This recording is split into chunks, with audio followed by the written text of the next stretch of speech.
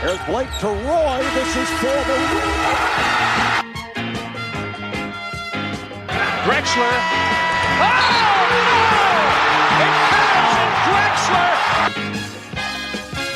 The Portland Trailblazers select Damian Lillard. It's Lillard. He got the shot off. Lillard, good! And the Blazers win the series for the first time in 14 years! Bonjour à toutes, bonjour à tous, bienvenue pour ce podcast, votre podcast, le seul et l'unique, dédié à la franchise NBA des Portland Trail Blazers. Et on est ravis de vous retrouver pour un nouvel épisode, même si en ce moment, ça va pas très fort pour les Blazers et on va en parler justement. Et pour ce faire, j'accueille sans plus tarder Florent. Ça fait un moment qu'on t'a pas eu sur le podcast. Comment vas-tu ? Bonsoir, ça va très bien, ça va plutôt bien. Et voilà, pour t'accompagner, c'est un duo de choc qu'on n'a pas encore eu cette année. C'est Julien qui t'accompagne. Salut Julien. Salut Lilian, salut Flo. Tu vas bien ? Ça va, nickel, malgré la forme actuelle des Blazers, ça va. Eh bien justement, on va en parler de cette forme actuelle et plus précisément d'un sujet en particulier, le fait que Portland galère cette saison, et c'est peu de le dire, face au top team de la NBA. Alors, on va définir ce qu'on considère comme ces grosses équipes de la NBA. Donc, on va essayer de voir pourquoi Portland galère plus cette saison que les autres, un peu identifier les raisons des difficultés. Et à la fin, on va se demander si ce n'est pas quelque chose qui est chronique depuis l'arrivée de Terry Stotts à la tête des Blazers. Mais avant d'en parler, on vous rappelle comme d'habitude de nous suivre sur les réseaux, de vous abonner au Ripcast sur YouTube ainsi que sur toutes les plateformes de podcast. Ça permet de faire grandir justement le Ripcast, donc n'hésitez pas.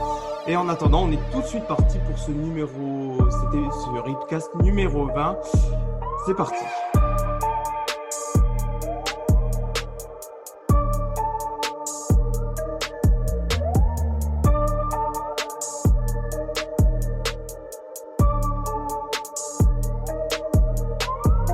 C'est peu de le dire que Portland, cette saison, galère face aux grosses équipes de la NBA. Alors d'abord, on va définir ce que c'est pour nous une grosse équipe de la NBA. En quelque sorte, on a mis notre focus sur les équipes de l'Ouest qui sont en play-off. Donc, on va voir comment Portland, cette saison, se débrouille face à ces équipes. Et pour l'instant, en tout cas, le constat est sévère. Portland n'a qu'une seule victoire face au top 6 de l'Ouest. Et cette seule victoire, elle remonte au Game 3. C'était face aux Lakers, donc en tout début de saison.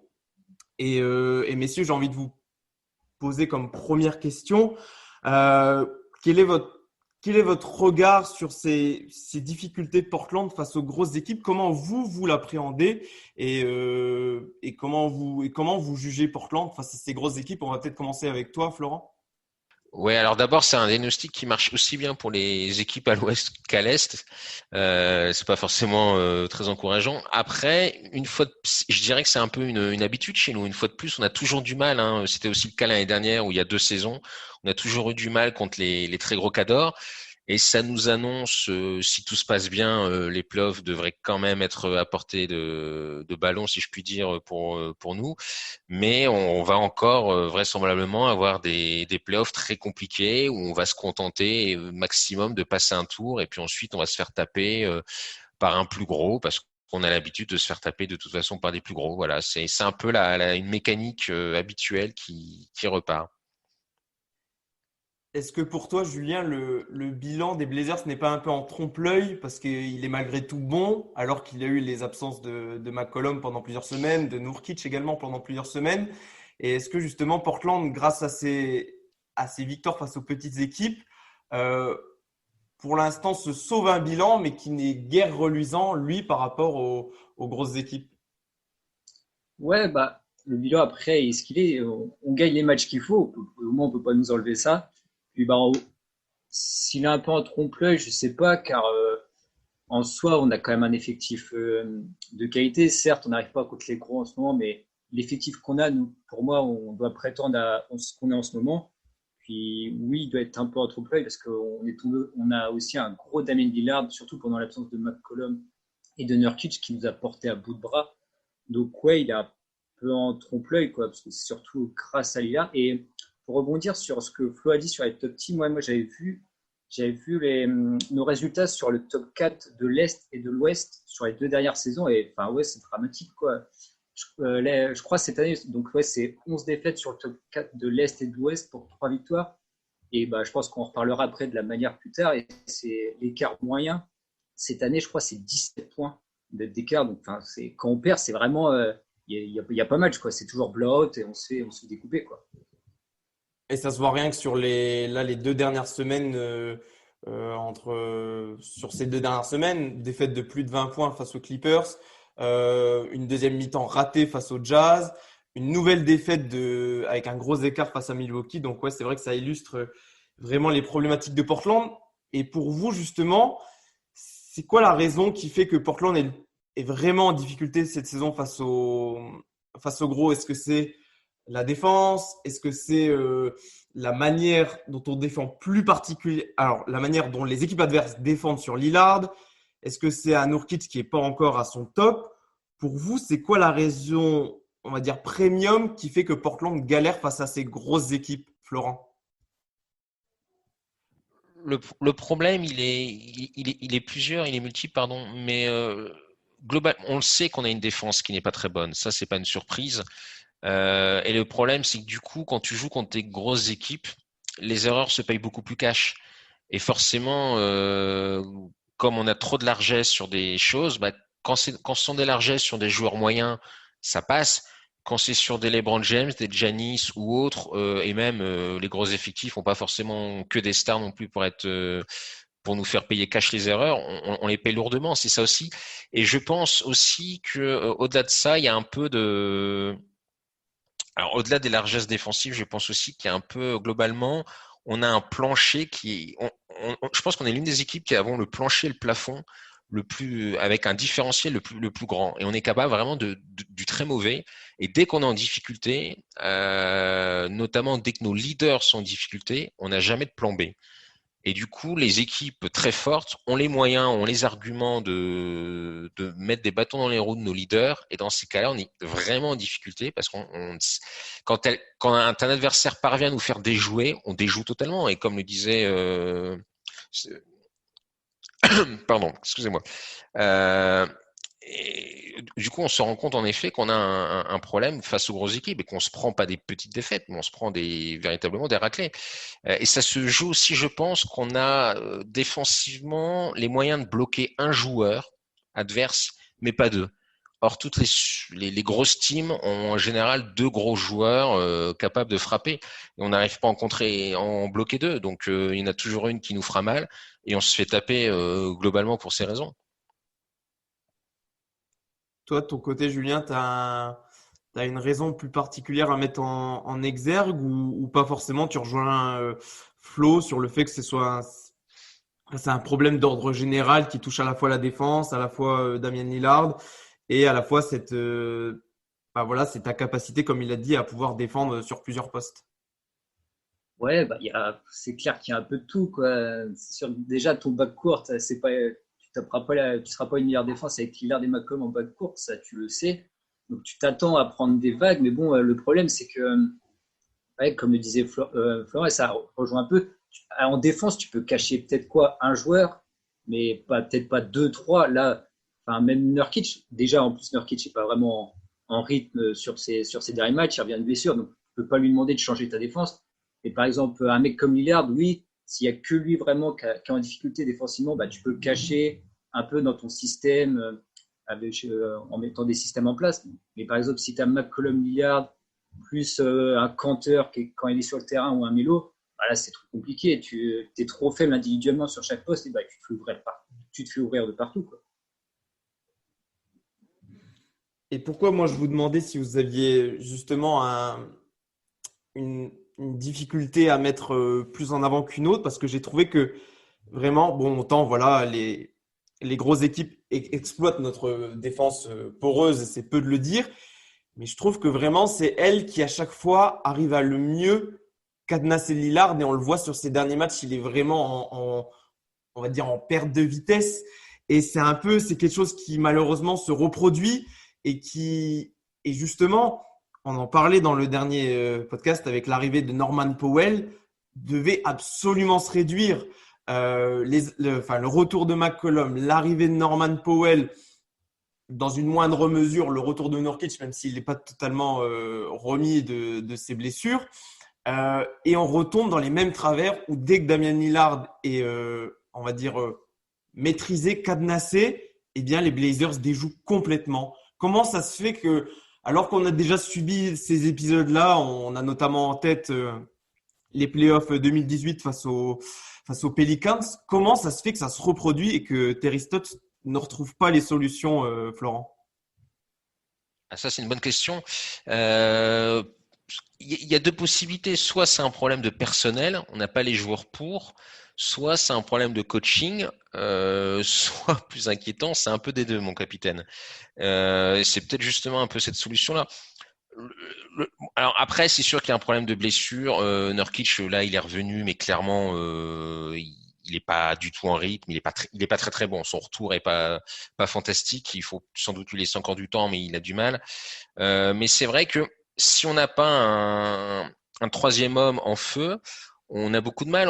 C'est vrai que sur les pick and roll, dès qu'on est bloqué dans ce système-là, on n'a rien du tout. Et ça, je pense que c'est quand même un petit peu un problème de coaching, où il va falloir aussi à un moment donné varier un petit peu les systèmes. On a quand même offensivement, on est quand même extrêmement lisible.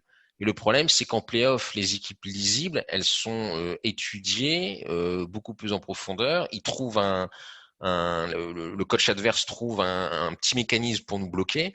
Et après, on n'arrive jamais à se relever de ça. C'est-à-dire qu'à partir du moment où notre plan A est contré, on galère. Et comme tu l'as très bien dit, en 2018, c'est ce qui s'est passé contre les Pélicans. Alors en plus, en 2018, c'est vrai que les Pélicans, ils ont accessoirement Anthony Davis, qui est clairement l'archétype du joueur sur lequel on n'a aucun moyen défensif. C'était le cas à l'époque et je pense que c'est toujours le cas aujourd'hui.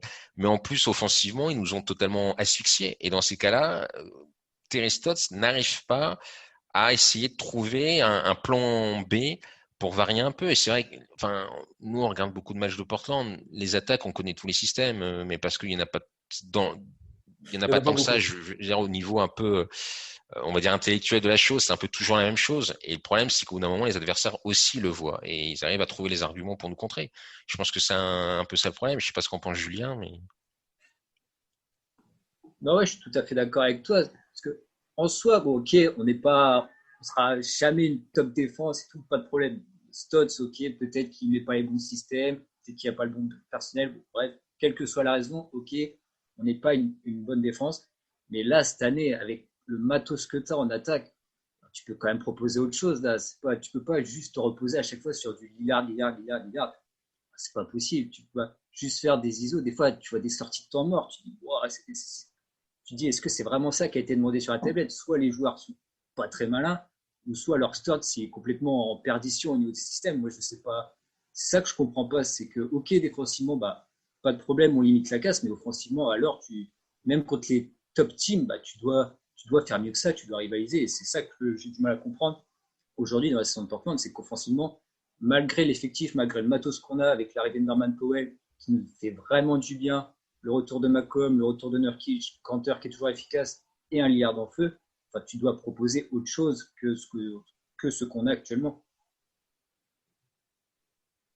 Et peut-être pour arrêter de taper 2 secondes sur Terry Stotts, mais on y reviendra certainement.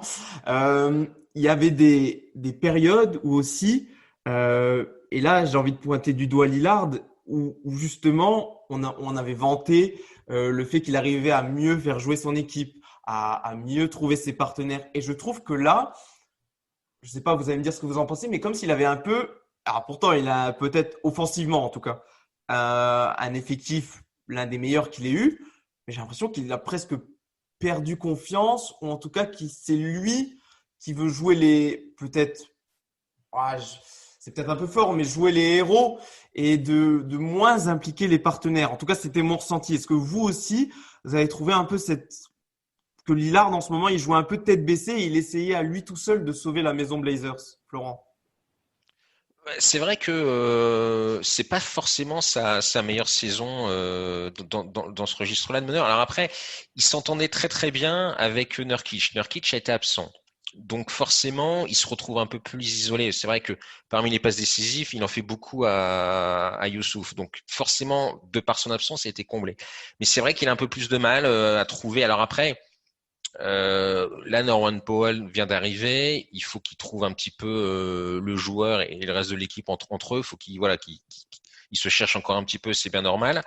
Et puis, il avait de la chance aussi d'avoir. On avait aussi un Gary Trent quand même qui était en feu et qui continue d'ailleurs d'être en feu aux Raptors.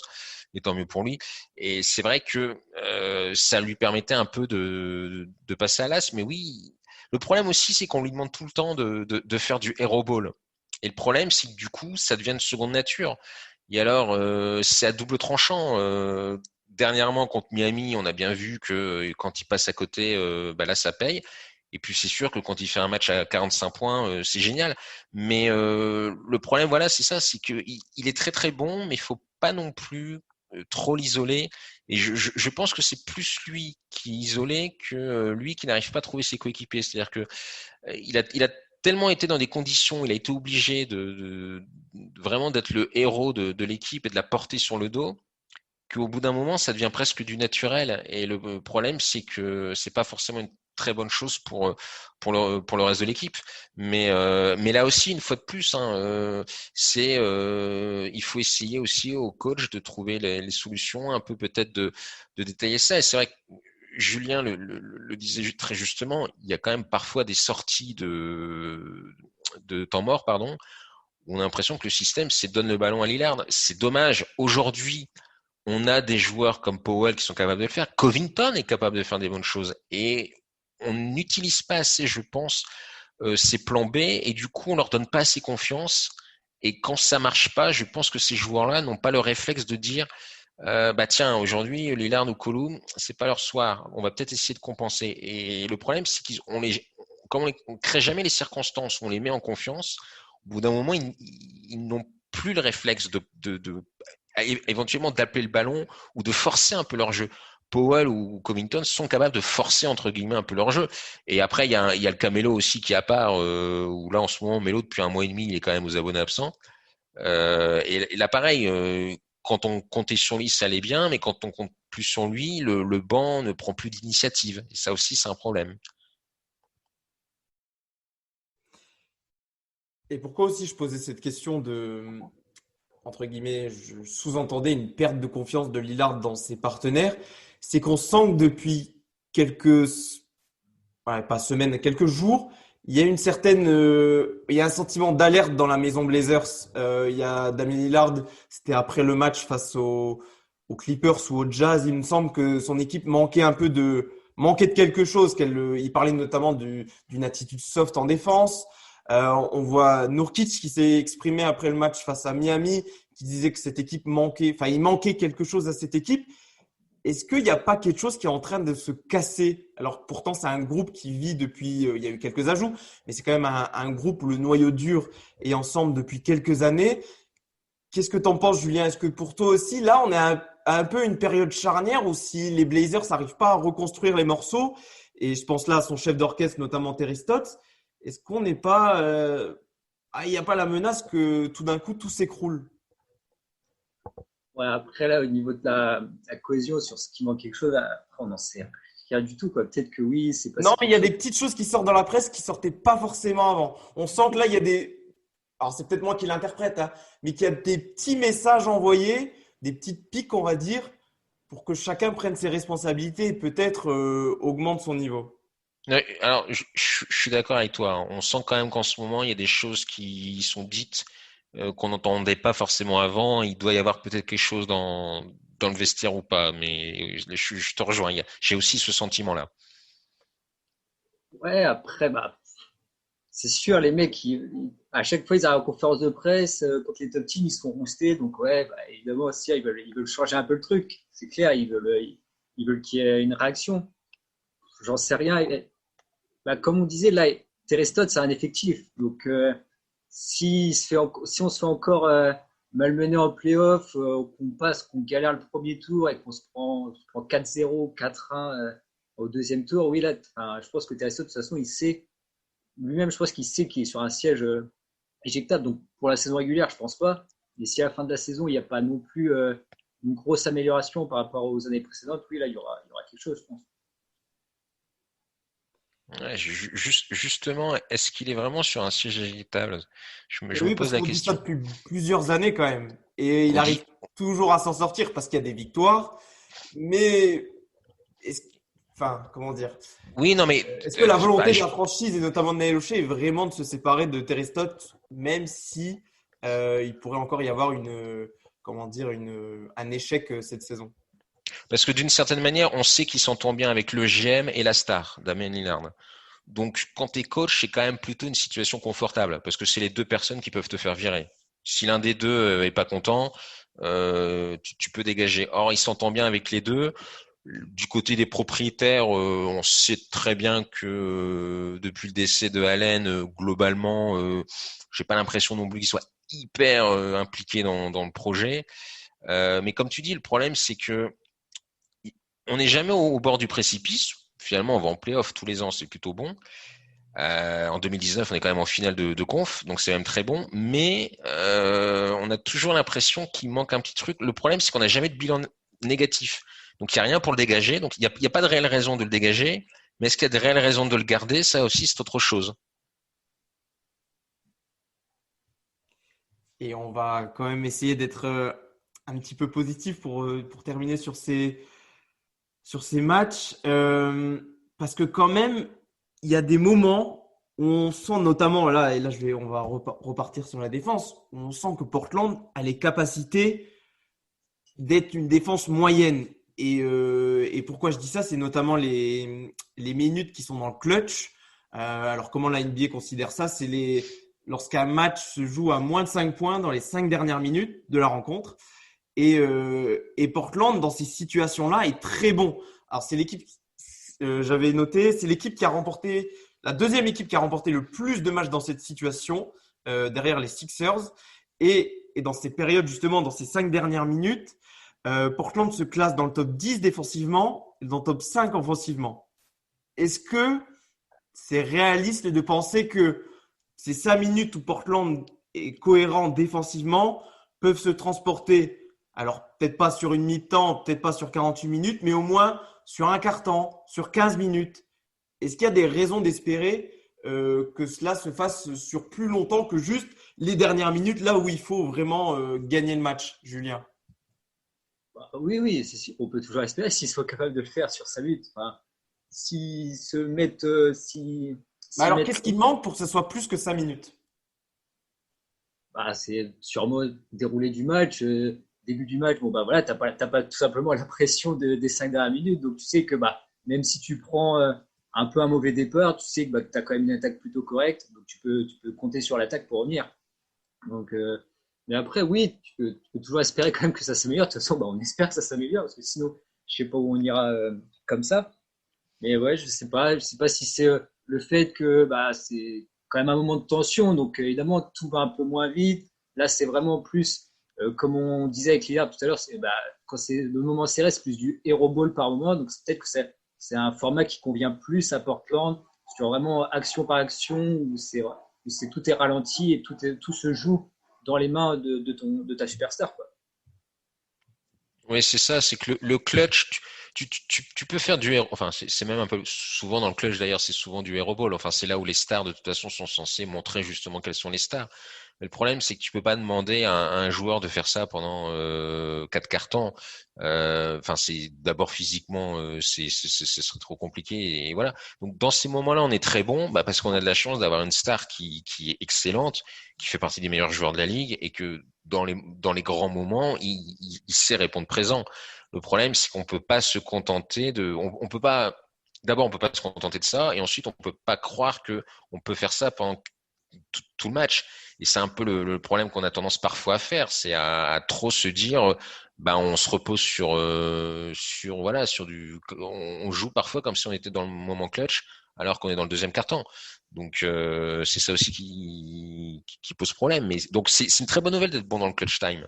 Mais ce serait peut-être bien aussi parfois qu'on en joue un peu moins. C'est-à-dire que ce serait bien parfois que on puisse au cours des 3 quarts temps et même le début du 4e quart temps, qu'on puisse d'un point de vue collectif jouer mieux et creuser un écart qui nous permettrait de pas être obligé d'avoir des actions de folie. Alors certes, ça nous fait plaisir, certes, ça fait des beaux highlights, mais si on pouvait s'éviter certains matchs dans la douleur, notamment contre des équipes même de moyens de classement, ça nous ferait plaisir parce que la durée de vie d'un fan des Trailblazers est quand même assez courte, je pense.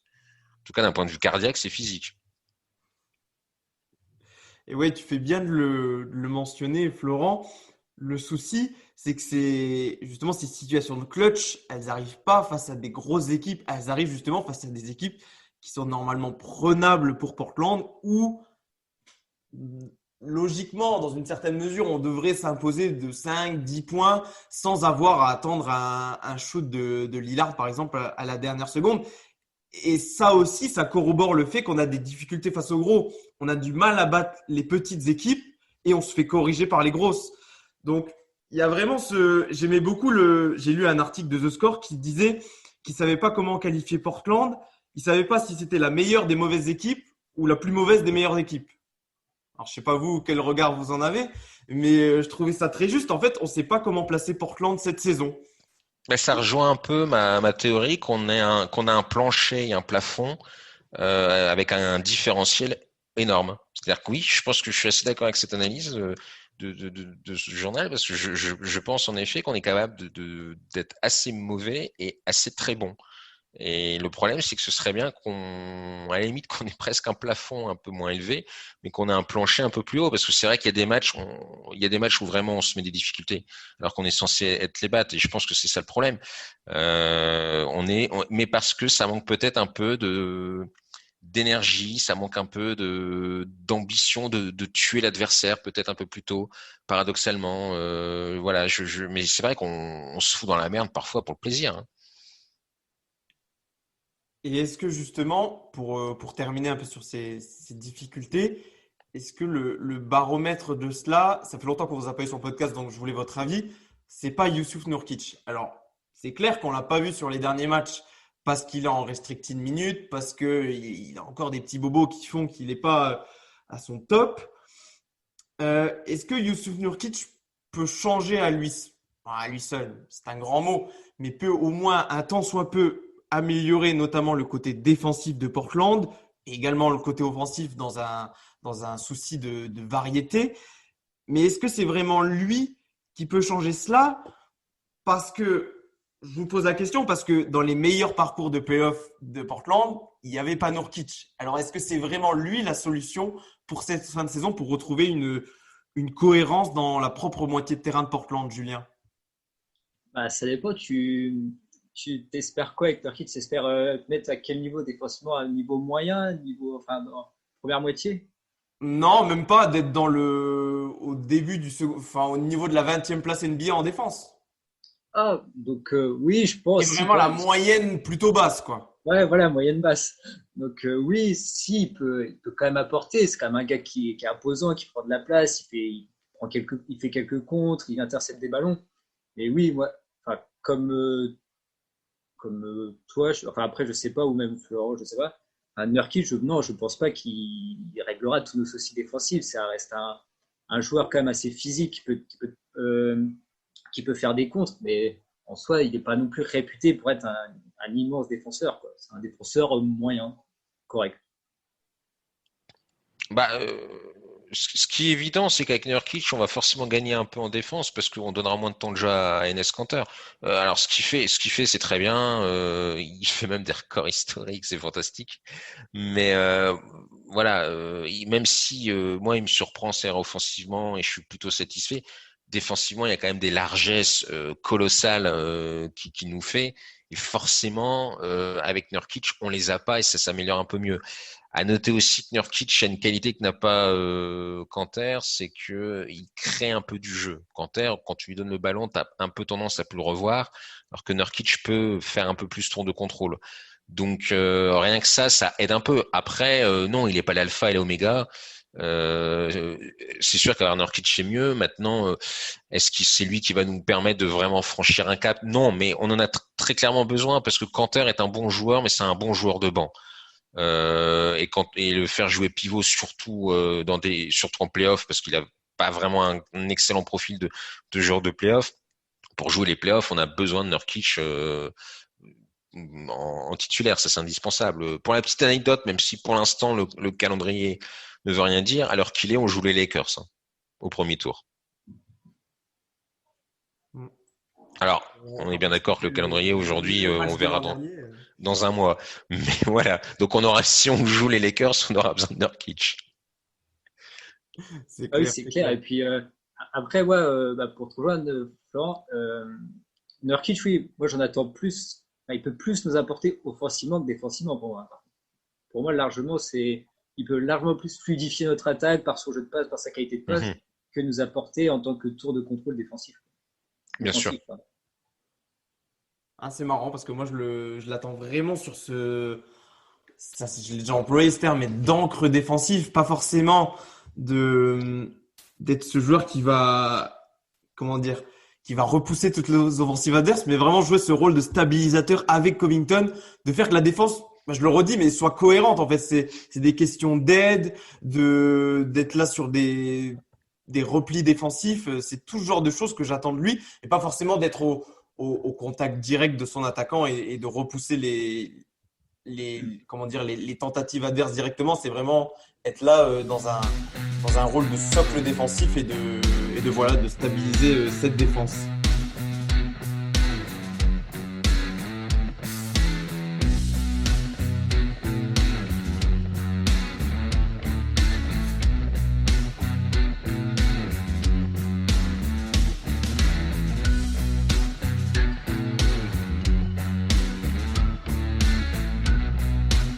Pour finir cet épisode consacré aux difficultés de Portland face aux grosses équipes de la NBA, on a décidé de faire un point un peu historique sur les Blazers face aux grosses équipes et notamment depuis la prise de fonction de Terry Stotts. Donc maintenant ça date un peu, c'était quand même en 2012. Et je me suis amusé, j'ai un peu de temps à perdre durant mes week-ends à regarder justement le bilan de Portland sur ces 8 années face aux… Alors là, je me suis concentré sur les équipes qui finissaient en play-off à la fin de saison dans la conférence Ouest. Et tiens, je vous prends un défaut là, mais est-ce que vous savez quelles sont les… Alors, il y en a 2 qui sont plutôt bonnes des saisons. Quelles sont les meilleures saisons de Portland face à ces équipes, juste face aux grosses équipes? Quelles sont les saisons où Portland a le meilleur bilan? 2016, non? On n'est pas loin. Je dirais 2017-2018. Ouais, c'est la meilleure. C'est celle où on n'a pas de bilan négatif parce que toutes les autres, on en a un. Donc, les bilans dépendent des fois selon que les adversaires en play-off, enfin que les équipes en play-off soient des adversaires de division ou non. En 2017-2018, il y avait Portland a comptabilisé 13 victoires, mais aussi 13 défaites face aux équipes de play-off à l'Ouest. Et il y a aussi une saison qui est assez bonne, on va dire. C'est la saison d'après, la 2018-2019, où Portland comptabilise 12 victoires et 15 défaites. Et c'est marrant parce que Alors, il y a un point commun à ces 2 années-là. Je pense que vous allez rapidement le trouver. On se fait taper par les Warriors. Non. Alors non. Ah non, c'est bon, 2018, non, pardon, non. J'ai des bêtises, oui, 2018, c'est les Pélicans. Mais le point commun, on vient d'en parler il y a 5 minutes. Il n'y a pas Nurkic? En saison régulière, justement, il y a Nurkic. Ah oui. Et ça change. Et ce qui est drôle, oui et non, c'est que les 2 années sont un peu opposées en termes de comment l'équipe construit ses succès. En 2017-2018, Portland a le 15e offensive rating et le 8e defensive rating. Ça a noté dans les livres d'histoire. Et en 2018-2019, par contre, on a le 3e offensive rating et le 16e defensive rating.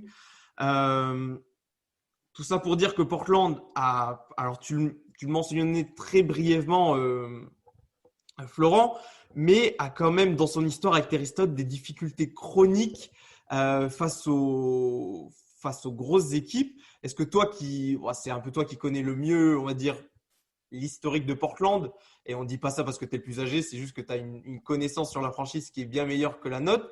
Mais Ouais, toi, j'en suis pas sûr, c'est gentil. Trop d'honneur.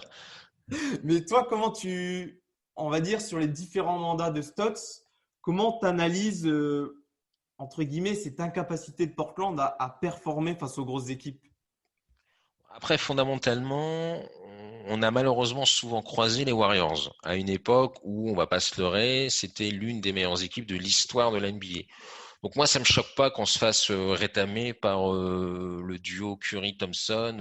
On peut même parler de trio avec Green. Donc moi, c'est pas ces éliminations-là qui me choquent le plus. Et pareil, c'est la saison dernière contre les Lakers. D'abord, on perd contre le champion en titre, donc il y a pas de, c'est pas ça. Pour moi, le vrai accident, c'est quand même 2018. Alors certes, Anthony Davis, on n'avait rien pour le contrer, et malheureusement, quand on n'a rien pour le contrer, il vous fait la misère. Mais le 4-0 est quand même très sévère et en même temps totalement mérité. Pour moi, c'est vraiment cette série-là qui a un gros problème. C'est vraiment celle où là, il y a eu, on a quand même clairement vu on a joué 4 fois le même match. Et ça c'est quand même un problème de coaching. Pardon de revenir encore dessus ce soir, mais c'est vraiment le gros problème. Après, il arrive en 2012, la première année, je crois, on fait pas les playoffs, si je dis pas de bêtises d'ailleurs. Oui. Et ensuite, je crois qu'on les a toujours fait. Ensuite, 2015, c'est contre Memphis. Je crois que c'est 2015 ou 2014. Ça va être 2015, je crois, contre Memphis. On se fait taper au premier tour. Bon, après, c'était quand même les Grizzlies à l'époque, ils portaient bien leur nom, quoi. C'était quand même des gros Babarov. Il y avait Randolph Gasol qui était dans leur prime. Et c'était une équipe qui défendait très bien, donc c'était pas vraiment typiquement le genre d'équipe qu'on aimait bien jouer. Mais c'est vrai que moi, ce qui me dérange surtout, c'est qu'on perd n'est pas grave, mais en général, on se fait quand même souvent, quand on se fait éliminer, c'est souvent du 4-1 ou du 4-0. Ça, c'est là où on voit qu'il y a une grosse marche entre les grosses équipes et nous. Même si on a su faire des très bons résultats, même si en 2019, on va en finale de conf, on voit quand même en play-off, qui est souvent le juge de paix, que il y a un écart entre les très gros et nous, et deux, qu'on a quand même du mal, même si c'est de moins en moins vrai en play-off, mais c'est vrai que le rythme du jeu a tendance un peu à ralentir, etc. Les défenses ont tendance à prendre le dessus sur les attaques, et c'est vrai que dans ces cas-là, on souffre. C'est clairement un style de jeu qui ne nous sied pas, et on galère. Et malheureusement, on se fait toujours éliminer par des bonnes équipes. Donc une fois de plus, on en revient au même problème. On se contente de ça, on n'est pas dans l'urgence, et on reprend les mêmes et on recommence. Mais ça fait 2012, ça fait 8 ans maintenant qu'il est là, du coup, 8-9 ans.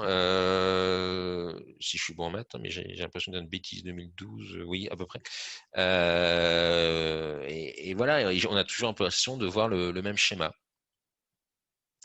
Oui, pour illustrer ce que tu dis, c'est défaites Alors, il y a 3 défaites face aux Warriors en playoff sur les 8 dernières années, plus les Grizzlies et aussi les Spurs l'année de leur titre. Et c'est vrai que sur chacune de ces séries, Portland ne prend jamais plus d'un match. Et très souvent, le match qu'ils prennent, c'est genre quand il y a 3-0. Donc en gros, quand la série est pliée et que tu as… Oui, c'est le match de l'orgueil, c'est le damn game, quoi. Mais alors, tu parlais des défaites, mais je me suis aussi intéressé en playoff justement aux victoires de Portland pour voir s'il y avait un peu des, comme on dit chez les Américains, des statements où Portland peut construire dessus et se dire « Ah, c'est pas arrivé face à ces 3 équipes-là, mais ça pourrait arriver face à d'autres. » Et même quand on regarde les victoires de Portland en playoff, si on regarde ses adversaires, eh ben, c'est pas forcément très reluisant dans le sens où on n'a pas forcément battu des équipes qui étaient… Alors, pas forcément bâti pour le titre, on va pas aller jusque-là, mais qui était bien structuré pour les playoffs. Je vais les citer et après, je te laisse la parole, Julien. Alors, tout récemment, on a Oklahoma City qu'on a battu. L'association Russell Westbrook, Paul George n'a peut-être pas été assez longue pour qu'on puisse la juger, mais sur ce qu'on a vu, c'était pas ouf. Les On Nuggets gagne sur un mauvais shoot, hein. Voilà, il y a ça aussi. Les Nuggets, combat en demi-finale de conférence, qui pour moi auraient dû nous battre, mais qui, par rapport à des comment dire, on avait le talent qu'ils n'avaient pas forcément pour gagner certains matchs. Voilà, j'ai en mémoire le shoot de Rodney Hood, le Game 7 de McCollum. Et même quand on remonte beaucoup plus loin, quand on bat en 2016 les Clippers, on va dire quand même que c'était la fin de l'ère Lob City et on connaît les succès des Clippers en playoff. Il n'y en a pas beaucoup. Et il y a le premier match gagné par Lillard en playoff, c'était contre Houston, son buzzer beater. Là aussi, on peut parler d'une équipe un peu mal construite. C'était à l'époque où il y avait Dwight Howard aux Rockets. Est-ce que tu es d'accord avec moi, Julien, pour dire qu'il n'y avait pas forcément, rien que dans les succès de Portland en playoff, il n'y avait rien qui présageait de bon sur le fait qu'il n'y avait pas forcément de victoire, comment dire, de victoire signature qui pouvait dire que Portland était une bonne équipe. Bon, rien qui présageait de bon, peut-être pas quand même, mais oui, disons qu'on a remporté des séries, oui, qui étaient équilibrées, quoi. Sur le papier, tu arrivais sur le terrain, tu disais, bon, bah, ok, on a nos chances, quoi. Vous savez, comme disait Florent, bon, contre Golden State, ouais, meilleure équipe de l'histoire, donc tu ne peux pas faire grand-chose. Les Spurs, en quête de titre après s'être fait battre par Miami, bah, voilà, tu perds contre une formidable équipe. Et Memphis, ouais, c'est à la limite là où Memphis, je me dis aussi, c'est un peu quand même un petit regret, en plus des Pels 4-0, parce que je suis allé revoir du coup le déroulement de la série, enfin pas le déroulement, mais les 5 majeurs de chaque équipe. Et en soi, quand tu regardes les 5 majeurs, tu te dis pas, ah ouais, Memphis va gagner 4-1 facilement, quoi. Les 5 majeurs sont très équilibrés, les bancs sont très faibles des deux côtés. Et ouais, c'est juste, bah, là, tu vois la différence entre un collectif qui est bien huilé, Memphis, et Portland, bah, qui galère un peu à élever son niveau dès qu'il y a un peu d'adversité, quoi. Mais sinon, pour en revenir aux victoires, du coup, au succès qu'on a eu, bah, ok, si, il fallait quand même se les farcir parce que tu tombes sur un peu joueur. Là, Ipae qui était un peu blessé aux épaules, mais bon, il sort quand même, je crois, c'est cette saison-là qu'il est podium sur de MVP, non? Il fait sa grosse saison. Il fait une grosse saison au tir, ouais, après, je sais plus, mais oui, il sortait aussi une grosse saison. Ouais, voilà, donc t'as quand même bon, le duo Westbrook-Paul George, c'est quand même pas rien, faut quand même les taper. Denver, bah voilà, je pense que c'était une série très équilibrée sur le papier. Bon, bah on s'en sort grâce au talent de McCollum dans le match 7, puis c'est un match fou avec 4 prolongations. Et oui, les Clippers, bon, c'est un peu semblable parce qu'en plus, tu dis que c'était la fin de Lob City, mais je crois, enfin, ils avaient eu toutes les galères de blessures à cette série-là. Je crois qu'il y a Chris Paul qui joue pas, je crois qu'il y a. Il me semble dans leurs 5 majeurs, il y a Austin Rivers, Jamal Crawford. Austin Rivers, je crois même il finit avec l'œil au beurre noir et tout. Enfin, et je crois que cette série-là était un peu terrible pour les Clippers. Donc, ouais, ils avaient même Griffin, je crois, était blessé. Bref, ils avaient toutes les galères du monde. Je crois qu'ils avaient juste Jordan de titulaire habituellement. Donc, oui, on a gagné les séries qu'il fallait, on va dire. Mais oui, dès que la marche était vraiment élevée, bon, bah là, très clairement, il y avait un monde d'écart, quoi. Mais pourquoi je dis en trompe-l'œil, en fait, c'est parce que est-ce que là, on n'est pas en train de se prendre en, comment dire, en pleine face? Parce que en début de saison, on dit oui, alors l'effectif, c'est malgré les problématiques de salaire, c'est encore amélioré. C'est encore un meilleur effectif qu'on a pu connaître avec notamment les années avec Aminou et Harkless. Et est-ce que là, c'est juste pas comment dire, on voit véritablement, et c'est souvent le biais qu'on a en tant que fan, on veut toujours voir son équipe certainement plus belle qu'elle ne l'est.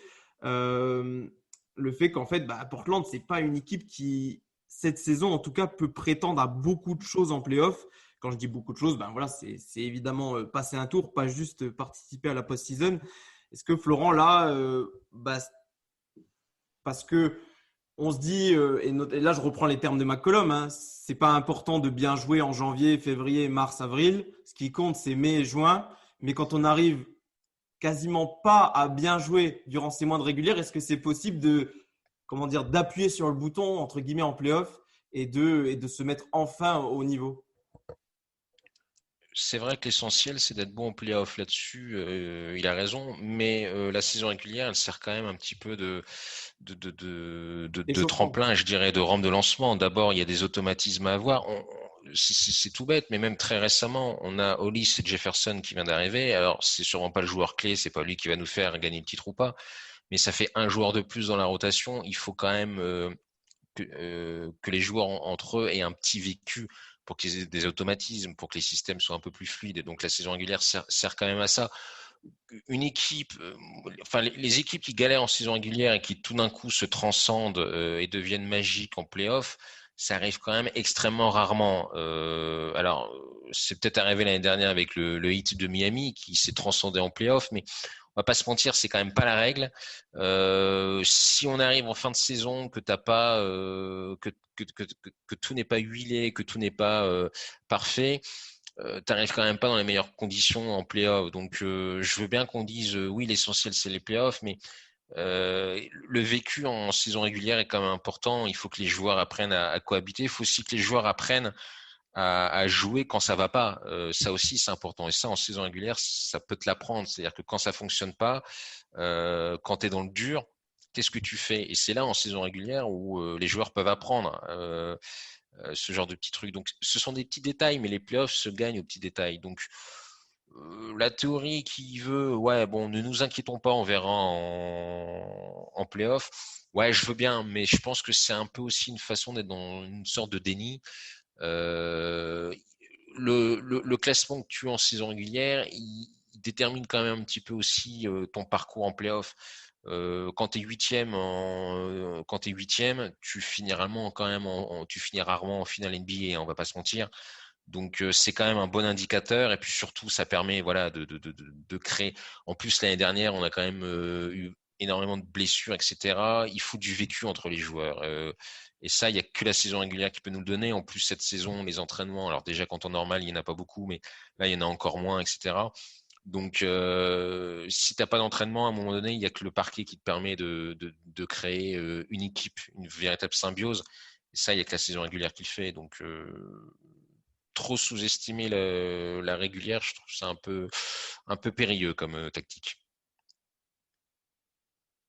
Ouais, Julien, tu es du même avis sur ce point? Ouais, complètement. Enfin, il n'y a que les immenses équipes qui peuvent se permettre de dire, bon, la régulière, on passe un peu, on attend les playoffs, quoi. Là, aujourd'hui, je pense que même Portland, les joueurs de Portland en sont conscients. Ils n'ont pas assez de talent pour se dire, bon, bah voilà, la régulière, on fait le strict minimum et on verra en playoff. Non, non. Il faut créer des automatismes, faut savoir jouer comme disait Florent quand ça va pas. Donc, non, enfin, tu peux pas juste te dire, bon, bah vas-y, en playoff, ça va tiquer, quoi. Même à la limite, les Nets, qui eux ont des All-Stars à ne plus savoir qu'en faire, même eux en playoff, ils paieront peut-être le fait ils jouent quasiment jamais ensemble. Et ça, à un moment donné, tu le payes quand même. Quand tu n'as pas un 5 habitué à jouer ensemble, tu le payes toujours à un moment donné, surtout quand ça ne va pas. Quand ça va bien, ça va bien. Donc, toutes les choses s'emboîtent quand ça va bien. Mais en playoff, souvent, il y a des moments où ça ne va pas. Et c'est ça aussi un peu, pour revenir sur Portland, un petit problème. C'est qu'on a aussi tendance parfois dans les matchs à avoir des gros moments de faiblesse. Toutes les équipes en ont. Mais nous, quand on en a un, en général, c'est un peu la descente aux enfers. Et souvent, on se prend des 10-2, quoi. Et ça, il faut les récupérer. Et des 10-2 en playoff, c'est beaucoup plus dur à récupérer. Et oui, au mois de mai, chaque possession compte et donc il ne faut pas en laisser une de côté. On approche de la fin de l'émission. Messieurs, je voulais quand même les fans de Portland écoutent le podcast pour qu'on leur donne un peu notre regard sur la situation. Là, il reste une vingtaine de matchs à Portland. Pour vous, est-ce que les Blazers sont capables de se ressaisir ou non? Voilà, la question est posée. Florent, peut-être pour commencer. Oui, bah, d'abord, on a quand même joué encore. Ça fait plus de 2 mois qu'on joue. Enfin, ça fait à peu près 2 mois qu'on joue sans Nurkic. Là, il revient. Ça va quand même nous faire du bien, incontestablement. Donc, ensuite, Norman Powell, pour l'instant, ça a l'air de très bien se passer. Et tant mieux. On verra ensuite un peu comment ça se passe avec Hollis Jefferson, si il jouera ou pas. Après en playoff, je pense qu'il jouera pas vraiment, mais on verra déjà en saison régulière. Oui, on peut se réveiller. Si ça parle un petit peu dans le vestiaire, ou plutôt si ça parle dans les médias, c'est que ça sans doute déjà parlé dans le vestiaire. C'est peut-être que les joueurs se rendent compte quand même que là, ils sont à un tournant de la saison. On est quand même en début avril, même avril bien avancé. Il faut, s'il faut changer un peu la trajectoire pour avoir la rampe de lancement avant les playoffs, c'est maintenant. Donc, je pense que oui, on va se réveiller. Après, on n'est pas non plus dans une situation catastrophique, hein. On est sixième, c'est pas non plus, c'est loin d'être la cata. En plus, très honnêtement, quand on voit ceux qui sont devant nous, être derrière le Jazz, les Nuggets et les Lakers, ça me paraît pas insensé. Je pense que la sixième place, c'est la nôtre. Donc voilà, je suis pas particulièrement choqué. Hormis les Suns, les autres équipes, les voir devant nous, je suis pas surpris. Donc on est à la sixième place, il faut la conserver. L'objectif principal pour moi, je pense, c'est surtout d'être sixième pour éviter le play-in. Parce que là, malheureusement, tu peux te faire dégager comme un con. Donc restons en play-off et surtout pas en play-in. Je pense que c'est l'objectif principal. Et après, on verra. Déjà, on verra contre qui on tombe au premier tour. Julien, toi aussi, tu crois à ce réveil des Blazers? De toute façon, je peux que dire oui, je ne veux pas dire non, c'est les pauvres Ah, supporters. si, tu peux dire non, hein. On n'est pas obligé d'être. T'es pas. Là, je sens qu'il y a Théristote qui est derrière toi et qui te pointe un flingue, là. Ah, les pauvres fans des Blazers, après, tu leur dis bah non, c'est foutu, voyons la saison prochaine. Bon, non, mais oui, Et les fans des Knicks, je pense que pendant de nombreuses saisons, les fans des Kings, tu sais, je pense qu'ils sont résignés, hein. L'un n'empêche pas l'autre, hein. On les embrasse d'ailleurs. Non, sinon, oui, ça va, ça peut, et j'espère que ça va s'améliorer. Tu rajoutes du monde dans ton effectif avec Wes Jefferson, il y a des mecs vraiment bien incorporés dans ton effectif avec Powell, tu as des retours de blessures. Non, tu as de quoi faire, tu as de quoi te redresser, au moins dans ce que tu proposes dans le jeu. Après, au niveau du classement, non, je pense qu'on n'ira pas plus haut. Denver me semble trop bien parti. Les Lakers, il faut voir jusqu'où ça tombe. Mais quand les deux monstres vont revenir, ça va regagner des matchs. Donc oui, rester accroché à cette sixième place me semble un objectif réaliste. Ouais, c'est vrai que pour le coup, dans un pur point de vue comptable, je suis d'accord avec vous qu'il n'y a pas de situation de s'alarmer. Portland va être en playoff, ça c'est sûr, va certainement éviter le play-in. Il n'y a pas vraiment de raison à s'en faire là-dessus. C'est plutôt, ouais, je pense déjà au jour d'après si on se fait éliminer au premier tour des playoffs. Et alors, je me demande, et je vais vous demander, est-ce que dans l'hypothèse, voilà, on extrapole, on hypothèse, mais Lillard se fait éliminer au premier tour des playoffs cette saison. Qu'est-ce qu'il en pense, lui? Tu vois, t'es pas serein, tu penses déjà à l'élimination des playoffs. Si on joue les Lakers en même temps, j'ai de quoi m'inquiéter. Ah, mais oui. Qu'est-ce qui se passe? J'en sais rien. Moi, encore une fois, tout dépend de la manière. Si tu te fais dégager 4-0 encore salement, ouais, je pense à un bout d'un moment, Lillard, je crois qu'il a déjà dû commencer à taper du poing sur la table. Il va encore taper du poing sur la table pour voir si ça va changer. Mais tout dépend si Théristote bouge parce que là, de toute façon, au niveau du salary cap, on peut pas faire grand-chose. On a blindé McCollum, Lillard, on peut juste faire des petits ajouts, quoi. Donc, je sais pas du tout comment ça pourrait se finir si on se fait encore sortir par les Lakers au premier tour.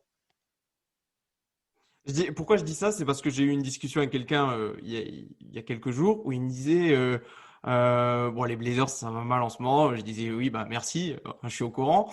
Mais il me disait j'aimerais quand même un jour voir Lillard en finale NBA. Et c'est ce que je me dis, moi. Après 8 années de Terry Stotts, alors je dis pas voilà que Lillard doit quitter Portland, bien évidemment que non. Mais la seule solution qui reste entre guillemets à cette équipe, ce serait de voir autre chose avec un autre entraîneur. Alors là, on va peut-être me dire que je vais très très loin et que j'anticipe beaucoup de choses. Mais est-ce que là, c'est vraiment pas la dernière année ou jamais, quoi, Florent? Alors, Julien parlait de la manière, c'est important, ça dépendra aussi de l'adversaire. Si on se fait taper par les Lakers, c'est sûr que ce sera moins gênant que si on se fait taper par allez, on va dire Dallas, mais j'aime bien Dallas quand même. Mais ça dépendra aussi, voilà, de l'adversaire. Si on se fait taper par le 8e ou le 9e avec si on est 6e, on pourra pas. Mais ça dépend de l'adversaire aussi qui y aura. Après, moi, j'ai peur que de toute façon. Je te relaisse la parole juste après, mais est-ce que cette histoire de manière, c'est l'excuse qu'on avait chaque année et que, j'ai envie de te dire, cette saison, on ne doit plus l'avoir en fait? Bah justement, j'allais glisser là-dessus.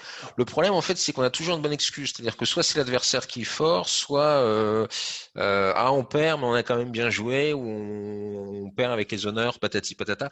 Euh, moi, j'ai peur que ça bouge pas tant que ça, parce que on est, au final, on va dire oui, on est allé en playoff, c'est déjà bien. On n'est jamais. En fait, ça se passe ni bien ni mal. Et comme en plus, je le répète, on a un coach qui s'entend bien avec le GM, qui s'entend bien avec la star, qu'en plus on a une star qui ne cesse de répéter « Ah, je suis bien ici, je vais rester », il n'y a pas non plus la peur de la part du GM ou de la part du propriétaire que Lillard s'en aille. Et finalement, c'est presque une mauvaise chose. Parce que ça crée un climat de confort. On est dans un climat de confort. Tous les ans, on va en playoff. Tous les ans, on se fait taper. Mais bon, c'est pas grave. Lillard, de toute façon, on sait qu'il va rester. En tout cas, il ne cesse de le répéter. Tout va bien. Il n'y a rien qui va mal. Et puis, on fait perdurer. Alors que je pense en effet qu'il faudrait un petit électrochoc, moi. Je pense qu'à un moment donné, 8 ans, c'est beaucoup pour un coach. Je pense que le message inconsciemment n'est plus forcément entendu. Je dis bien inconsciemment, je dis pas que les joueurs n'écoutent plus leur coach, mais je pense qu'à un moment donné, ils connaissent le discours par cœur, c'est toujours le même. En plus, le style de jeu n'a pas évolué depuis 8 ans, hein. On joue toujours sur les mêmes forces et les mêmes faiblesses. Je pense qu'au bout d'un moment, voilà, on est dans une sorte de routine, une sorte de confort, une sorte de franchise de sénateur, et que il est peut-être bon à un moment donné, voilà, de taper. Et je le dis paradoxalement, le fait que Lillard ne cesse de clamer qu'il veut rester, finalement, ça ne crée pas de situation d'urgence, parce que si on perd cette année, est-ce qu'il y aura des rumeurs Lillard va demander son transfert? Non. Et d'une certaine manière, c'est pas une bonne chose parce que ça ne met pas la pression au GM qui, si demain il y a une Lillard demande son transfert, le GM il va avoir chaud aux fesses parce que le proprio il va lui dire attends là j'ai ma star, elle veut se barrer, qu'est-ce que tu fous? Voilà, et il n'y a pas tout ça. Et du coup, on va se contenter d'une élimination, soit en premier tour, soit en demi-finale. C'est un peu, oui, c'est un scénario un peu triste, hein, je vous le concède. Et pour compléter ton propos, c'est vrai que il faut aussi le comprendre de ce fait que Portland n'est pas un gros marché et que aller en playoff, c'est déjà bien aussi. Forcément, en tant que fan, on veut plus, surtout quand c'est, on va dire, le même cycle qui dure depuis un moment. On voudrait que ça se concrétise par de meilleurs résultats. Mais voilà, forcément, quand on est un petit marché dans l'Oregon, on se contente des playoffs et bah, c'est parfois déjà bien. Il y a beaucoup d'équipes qui aimeraient aller en playoff tous les ans, comme le font les Blazers. Donc voilà. Ça dépend aussi de l'ambition du proprio. Et oui, et c'est peut-être un point qu'on pourra aborder cet été dans le Ripcast parce que c'est vrai que depuis la mort de Paul Allen et le fait que c'est sa sœur Jodie qui a repris la main, et c'est vrai que les médias là-bas à Portland le mentionnent, il y a comment dire, on va dire qu'il y a un petit flou autour de la direction que doit prendre la franchise. On ne sait pas trop ce qu'elle veut en faire, si notamment si les Blazers veulent payer la taxe. Cette année, on ne la paye pas, mais la luxury tax, on ne sait pas si c'est un souhait des Blazers à l'avenir. Voilà, c'est vrai qu'il y a beaucoup aussi de questions en suspens et on minimise souvent ces aspects entre guillemets extra-sportifs. Ils ne sont pas vraiment extra-sportifs, mais voilà, ce n'est pas directement sur le parquet. Ça peut aussi influencer les décisions que peut prendre, par exemple, le general manager. Très Donc, clairement, hein, cet aspect politique ou diplomatique, ça joue énormément. Hein. Si le propriétaire n'est pas inquiété de faire que les playoffs, les choses vont continuer. Hein. Et c'est vrai que c'est un propriétaire par défaut qu'on a en ce moment. Il faut le reconnaître. Hein. Ouais, après, je pense quand même les joueurs ils aspirent quand même autre chose qu'un premier ou un deuxième tour en playoff, non? Donc,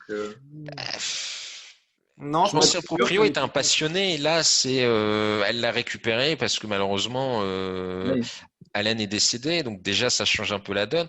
Ensuite, il y a aussi l'aspect financier. Est-ce qu'ils perdent de l'argent? Est-ce que ça leur coûte très cher ou pas? C'est ça aussi. Hein. T'as des proprios qui sont un peu radins. T'en as qui dépensent sans compter. Ça aussi, c'est des critères à prendre parce que du coup peut-être que elle, si elle n'est pas passionnée de basket, peut-être qu'avoir une franchise qui se contente d'aller en play-off, pour elle, ça lui suffit peut-être. Ça dépend aussi s'il y a des futurs repreneurs qui se décident, notamment s'ils ont des enfants ou des neveux, etc., qui un jour reprendront le flambeau. Ça joue aussi quand même. Elle, peut-être que d'abord elle regarde de très loin tout ça et que elle s'y connaît pas trop et que le play-off ça suffit. Elle peut se contenter de ça, surtout si ça lui coûte pas trop d'argent.